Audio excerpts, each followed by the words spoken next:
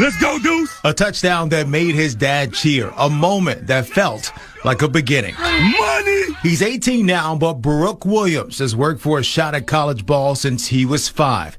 The Plainfield native chose Aurora University, 30 minutes from home, for the field and the feel.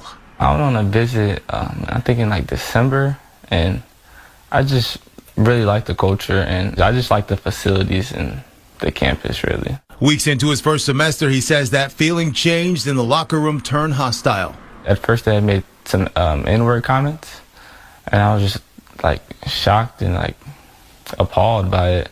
And then after that, shortly, he said, another guy said, why are you sleeping here? Don't you guys sleep in trees? And he was the only black player in that room. He says a George Floyd reference followed, and all he could see was the scene the world can't unsee. Floyd dying under an officer's knee, and fear set in. You're 6'3" saying this to a 5'7", that's intimidating. As a mother, I was devastated, to say the least. Our whole family has been affected by this. Brooke's mom, Aisha, says reporting it felt like a second fight. She pushed for a formal investigation. I didn't give up. I was relentless. Emailed the president, the vice president, everybody. Every single day, they would give me no answers. Next day, I'm emailing again, calling to the school, emailing, even the coach. I emailed him as well. And so finally, the vice president scheduled a meeting with us, and we went and sat down with her and the coach, my husband and my son. The school's investigation found 2 players created a hostile environment based on race. Brooke says they kept playing while that investigation was going on. Their initial punishment, suspended from the team and put on disciplinary probation. But after lawyers got involved in an appeal, that changed. They take racial sensitivity training and be back on the field next January. Aisha says a meeting with the coach made it worse. That coach, former NFL player Don Beebe, a Super Bowl winner with the Packers, told them he knew the families of the players accused. The words that he spoke in front of us and the vice president, I used to be in the NFL. I had black friends. Me and my black friends told racist jokes. He said, I want to forgive the kids like Jesus forgave David for being a murderer. Brooke never got an apology, not from the players, not from the coach. She says the coach stopped speaking to him in film sessions, even skipped his plays on screen.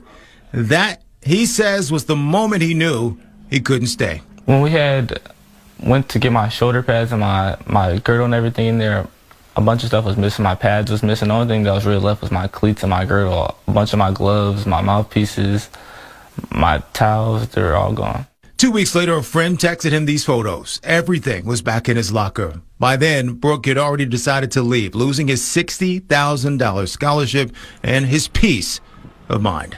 Honestly, it was hurtful because I've been working so hard. I saved a bunch of money to go to school, and now I'm stuck working again. I can't go back to school until January, and I don't know where I want to go. The university sent us a statement. It says it takes reports seriously, and federal law limits what it can share.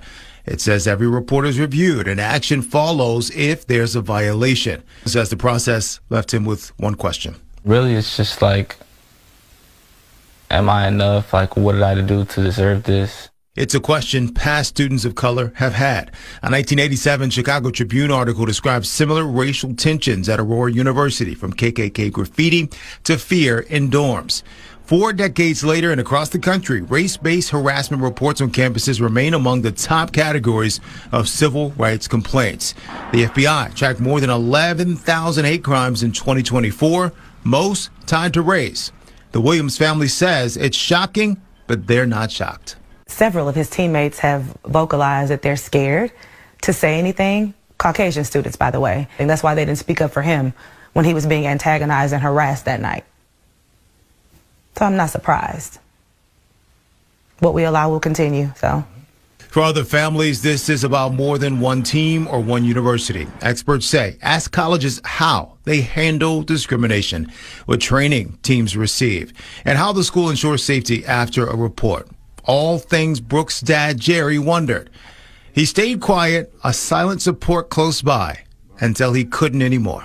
If you could speak directly to Aurora's president and board, what would you say? Listen to this young black man. I'm not here to tell you how far to go as far as pushing or disciplining these kids, but it has to be more than just a suspension to the end of this football season.